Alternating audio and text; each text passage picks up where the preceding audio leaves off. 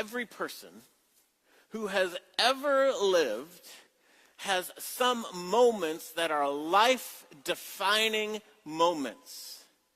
From that point on, everything about life is different. It's changed. Think about what some of those life-defining moments are for you. They may be something like, that's when I knew that she or he was the one for me. Aw, how romantic. Maybe it's not something so romantic or powerful like that. Maybe it's something more like, that's when I realized that I really can't handle amusement rides that spin really fast. That's a life-defining moment. They're important. It's critical for us to understand, to recognize these life-defining moments because they have huge influence on the way that we make our way in the world, even if they're kind of in the background and we don't realize the impact they're having on us. Now, milestones like this, life-defining moments like this, kind of fall into three separate categories. And again, you might not have thought of this before. But the first life-defining moment is choices that we make, that we decide. So when we decide what program of study or what training we're going to get to pursue a career, that's a life-defining moment that sets us on a path. A commitment to a life partner is a life-defining moment. A movement to a new city or a new country sets us on a new trajectory. It's a life-defining moment. So choices that we make, one.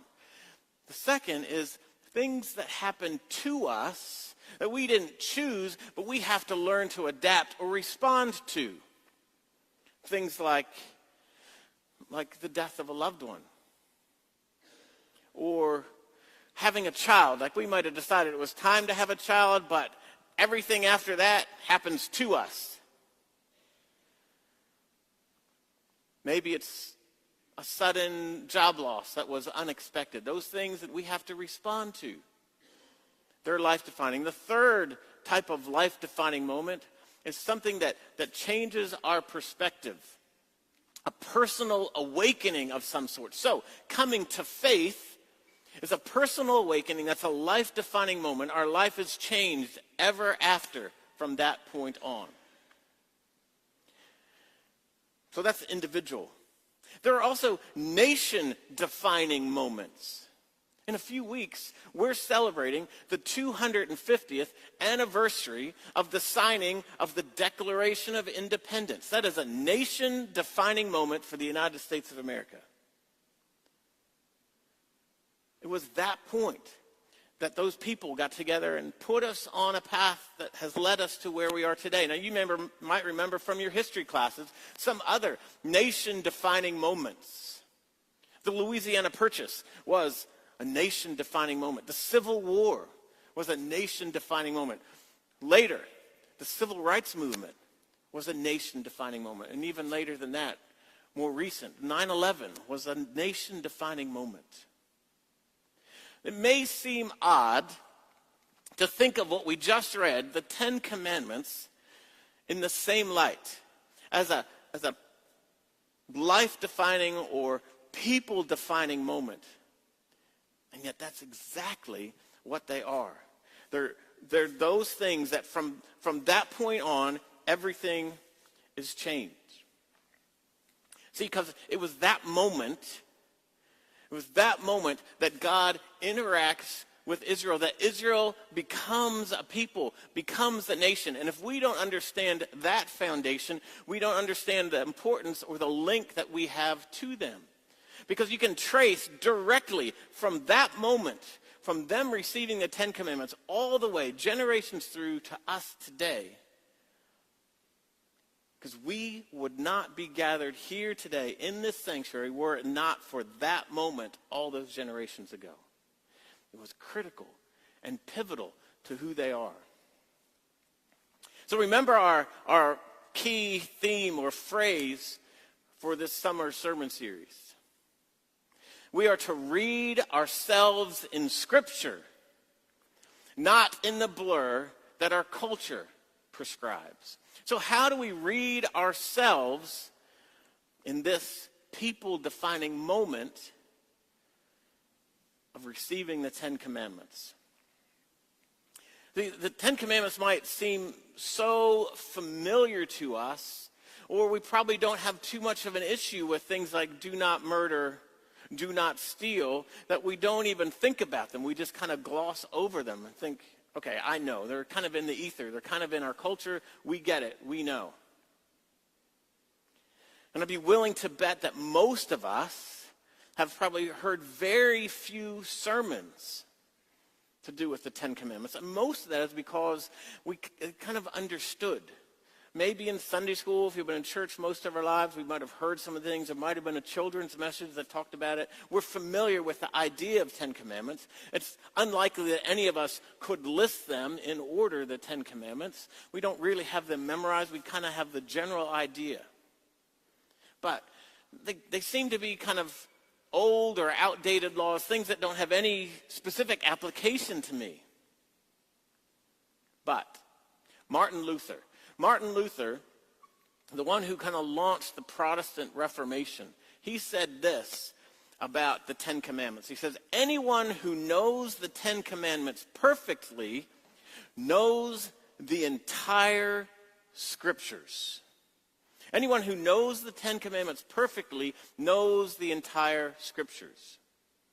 He saw clearly that there are more than just an antiquated or ancient set of rules or laws, that there was something much more to them, that they're much more significant than that, and they had impact directly to current life. So let's think about it. Before the Ten Commandments were received, who were the people of Israel? They were nobody. Their only identity was their ethnicity, their ancestry. They knew they were some people in the line of Abraham, Isaac, and Jacob, but that's it. There was nothing else. There was nothing that distinguished them from any other people. They had no rules or boundaries around what worship looked like. There were no dietary restrictions that we come to know as part of Israel or Jewish heritage. They had no homeland to speak of. They had nothing, no identity other than their ancestry or their ethnicity. And it was this moment that they actually became a people.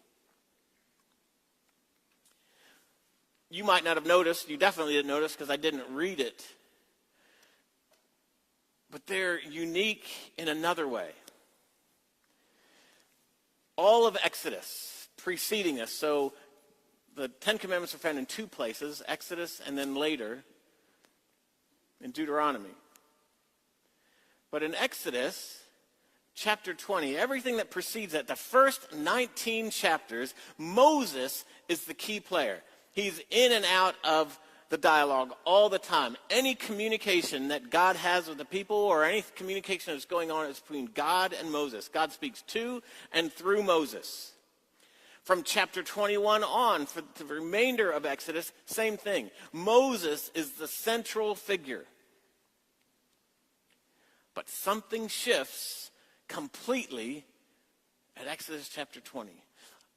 God speaks in the first person. God speaks directly to the people. And Moses does not even appear until after God has communicated all the commandments. God is speaking directly to the people of Israel and ultimately to all people. He's saying, this is what we need to do.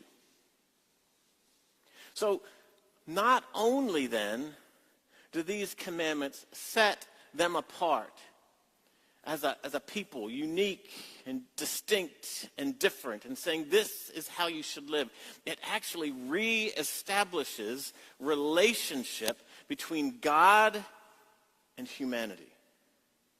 It's a reconnection, and where there isn't really any prior to that.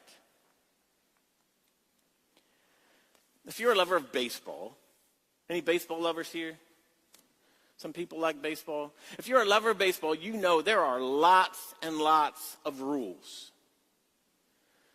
And every game, the umpire's responsibility or job is to interpret those rules hundreds of times during a game.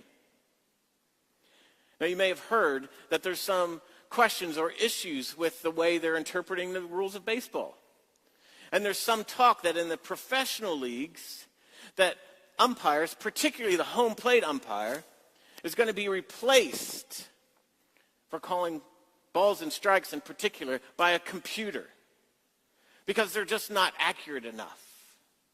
It needs to be more clinical. It needs to be more fair. Whether that works or not, we don't really know. But the Ten Commandments are not an umpire's rule book. They're not a cold and impersonal list of rules that have to be kept, maintained without any relationship to life. God's laws were designed to lead people to live in line with their personal relationship with God. That's their purpose. They're not cold and calculated and clinical. They're rooted in two basic principles. The first, we need to understand that God took the initiative. God took the initiative to reestablish connection and relationship with humanity. That's the first principle of the Ten Commandments. Now, if you remember from reading last week, if you were here last week, we talked about the Israelites' escape or fleeing from Egypt. And again, they were kind of an ill-defined people other than their ancestry, but they had been complaining and crying out to God, and God said, I have certainly seen the oppression of my people, and I have heard their cries of distress. God responded to that. God reached out and initiated and pulled them out of Egypt. It was God that did all that. The second kind of principle of the Ten Commandments is that the laws grow out of God's personal relationship with people. And therefore, the laws are not to be elevated above that relationship. We shouldn't be too caught up in maintaining the rules because the rules are about relationship. Don't make that more important. That was Jesus' biggest issue with the Pharisees. They were rule-keeping, but they had forgotten the purpose of the rules was to draw people into relationship. So that's the principles behind it. So think about it like this. When Cindy and I were married, I did not hand her a book of rules and say, these are the things you need to keep in order to keep me happy. You're laughing. That would not have gone over very well. We all know. Now, that's not to say that I didn't get a set of rules on our honeymoon. Still trying to memorize them. It's been tough going. She's a taskmaster. No. Spouses respond to one another out of devotion, out of love. It's not a set of hard and fast rules. We respond out of love and care for one another. That's how the Ten Commandments are meant to be understood. It's a relationship. This is how we live together. So as Lynn pointed out in the children's message, they're broken down into two sections, not half really, but the first three deal with the relationship between God and people. And the remaining 7 deal with the relationship between people and their neighbors. So our primary responsibilities are to God and to neighbor. And that's it. That's it. That is why Luther said, in a nutshell, if you understand the Ten Commandments perfectly, you understand all the scriptures. It's those two things. That's all that matters. Even the commandment, the fourth commandment, remember the Sabbath day and keep it holy, that is predominantly talking about our neighbors, ensuring that our children and our slaves and our laborers and even our animals are given opportunity to rest. It's caring for the other. That's the Ten Commandments.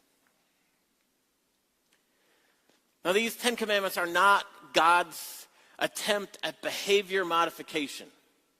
As if the Israelites were doing all these terrible things and were trying to put them right. No, what they're trying to induce, what God was trying to induce or develop in this is a sense of longing. The Ten Commandments are there to induce or create a sense of longing. Longing for the shalom that was lost at the fall. Longing for the relationship that was broken. And these are a way of recognizing the brokenness of that relationship. The relationship with the divine and the relationship with one another. That's their purpose. To help us understand where we are and what we need and why God is central to all of that. Now, many of the commandments, it is true, are spoken in the negative. Thou shalt not.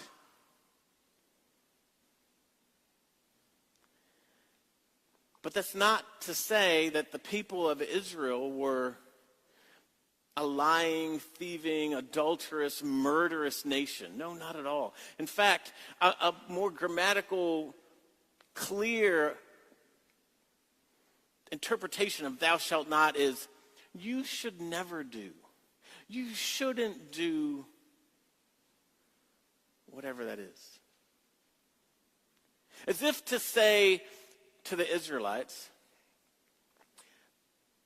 you have lived in Egypt under an empire and you were enslaved, and whatever you saw happening with those people, don't follow their example. Here is a new way, a better way, a way that will help restore the connection between you and your neighbors and between you and me. That's their purpose. That's what it was. So the Ten Commandments are fundamental. They're fundamental to creating the people of Israel, to defining a people, and through them tracing that legacy all the way down to us today. And it's important for us to understand their impact and how transformational they were for the following reasons, because they continue to impact us today. First of all, as I said, they defined a people group. Before this time, there were no people of Israel, really. And through them, we can trace directly our own identity in God. Secondly, they reestablish relationship between God and humanity.